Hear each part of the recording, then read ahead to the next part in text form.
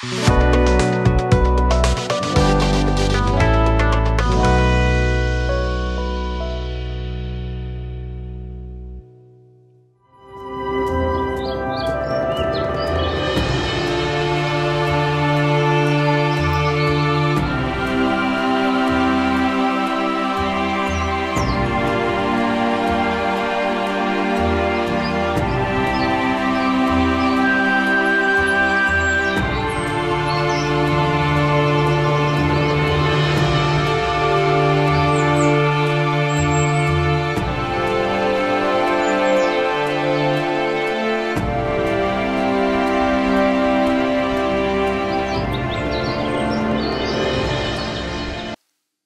जीशु ख्रीष्ट अति बहुमूल्य नाम संपर्क इंडिया द्वारा प्रस्तुत कार्यक्रम नुआ सकाल आशा आज अध्याय में आपण स्वागत जनाए। प्रभु आपण मान प्रत्येक को बाहुल्य आशीर्वाद करंतु।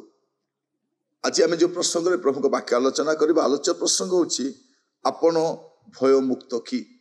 गोटे प्रश्न, आपण भय मुक्त कि? आम गोटे भयर वातावरण रोचु, प्रति विषय को लेकिन भय भय ही भय आ भयर छाड़ नहीं, समस्ते ए भयर शिकार होती। किंतु केतोटी विषय आम भय मुक्त होगा दरकार। आपण भय मुक्त कि? प्रथम विषय लुक तार 2 पर्व 10-11 पद से दूत से कहले भय कर नहीं, देख मु समस्त लोकंकर अत्यंत आनंदजनक सुसमाचार तुमको जनाऊँगी। आज दाऊद नगर में तुम मान निमंते त्राणकर्ता जन्मग्रहण करिसेंती, से ख्रीष्ट प्रभु। एठी दूत कहउछथि भय कर नहीं, परित्राण तुम्हें पाई पारिबो। त्राणकर्ता जन्मग्रहण करिसेंती। आज जदि आपण उद्धार प्राप्त होई नांती, आपण गोटे भयर रहिबा दरकार। कारण आपण को यह परवर्ती समय आपणकर जगत परित्याग कला परे आपणक पाई समस्या ही पारे। किंतु जदि आपण एई भयर अछंती, मु केमिति उद्धार पाइबी, केमिति मुक्ति पाइबी, किए मत रक्षा करिवो, जदि एई भयर अछंती आपण मुक्त होई पारिबे से भयरु। कारण त्राणकर्ता जन्म ग्रहण करछन से ख्रीष्ट प्रभु, आ तांको ग्रहण कला परे आपण सबुठु उद्धार पाइ पारिबे। एटा गोटे भय मुक्त होई पारिबे। आपण भय मुक्त कि? परित्राण पाए जो जीशु को ग्रहण करिसेंती सेमाने भय मुक्त लोक मन अटंती। उद्धारर कार्य समाप्त ताको पई ही जायछि। सेमाने कोन त्राणकर्ता को पाई सारी छंती, उद्धार पाई सारी छंती। सेमान पाइला बहुत बड़ सौभाग्य जे सेमाने उद्धार पाई सारी छंती। कारण से त्राणकर्ता को ग्रहण करिसेंती, सेमाने मुक्ति पाई सारी छंती। से भयरु उद्धार कारण मुक्ति साधन होइछि। सेमान केवल विश्वास करी उद्धार पाइबा दरकार। आउ जदि परित्राण पाइला परे आपण मरी भी गले किछि टेंशन नहीं, आपण को पुनरुत्थान मध्य अछि। से भय भी रहिबो नै, परित्राणर भय तो रहिबो नै। कारण यीशु को आपण ग्रहण करिसेंती। मृत्यु पर पुनरुत्थानर भय भी नहीं, कारण यीशु पुनरुत्थित होइछन। से भयरु मुक्त होई पारि। माथ्यू तार 28 पर्व 5 पद देखले जानी पारिबे। किंतु दूत स्त्री लोक मान को उत्तर देले, तुम्हें माने भय कर नहीं, कारण तुम्हें माने जे क्रूसरे हत जीशु को अन्वेषण करूछ ताहा मु जाने। से एठारे नाहांती, से जेपरि कहिथिले सेपरि उठी अछंती। आस से जोठारे सोईथिले से स्थान देख। माने प्रभु जीशु को विश्वास करिबा लोक माने परित्राणर भय रहिबो नै, कारण से परित्राण प्राप्त होइछंती। मृत्युर भय भी रहिबो नै, कारण जीशु जीवित अछंती। से मृत्यु को जय कर उठिचंती। आपण भी जीवित होई पारिबे। तेणु एई भयरु मध्ये आपण मुक्त। केते बड़ विषय देखंतु, जदि आपण भयरु मुक्त होई नांती, आज मुक्त होई पारिबे। परित्राण आपण पाई पारिबे।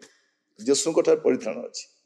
जदि काली के मृत्यु भोग भी करिवे, आपण पाई पुनरुत्थान मध्ये अछि। से भय भी गला, से भय भी आपण को रहिबो नै। सेही भयरु मध्ये आपण उद्धार पाई पारिबे।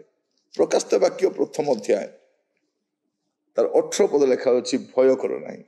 आमे प्रथम शेष प्रभु जीशु कहते भय कर नाही। परित्राण पाई भय करबा दरकार नै। त्राणकर्ता जन्म ग्रहण करछंती। मृत्यु पर पुनरुत्थान पाई भय करबा दरकार नै, कारण जीशु पुनरुत्थित होइछंती। आउ तृतीय विषय भय कर नाही। आमे प्रथम शेष। प्रिय भाई बहन माने इतिमध्ये अनेक लोक आसीबे जिबे, अनेक नेता आसबे, अभिनेता आसबे, राजनेता आसबे, धर्म नेता आसबे, जाउथिबे आसुथिबे चलिबे, किंतु प्रभु यीशु प्रथम शेष अटल। आ से कौन कहते पुणी स्वयं जीवी आम मृत हेलु आ देख आम जुगे जुगे जीवित अटू।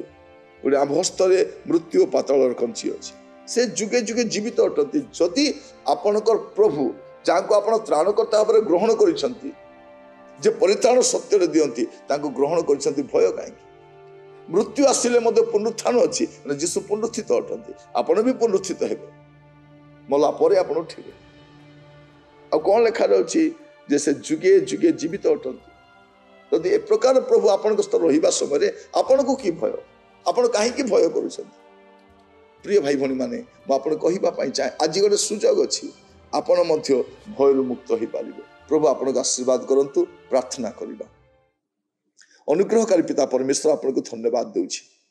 प्रभु अनेके प्रभु भयर बसरे रही, कारण परित्राण केमती मिलिबो जानि नांती, मुक्ति केमती मिलिबो जानि नांती। मुक्ति आपन ठारे मिले या जानिबा पई सहाय्य करो, से भयरु मुक्त होंतु।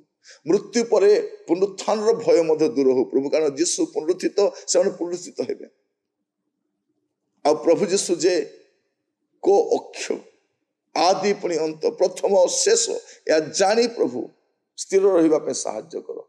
कौन विशेष मान को भयग्रस्त न करू, कारण यीशु जीवित अटंती।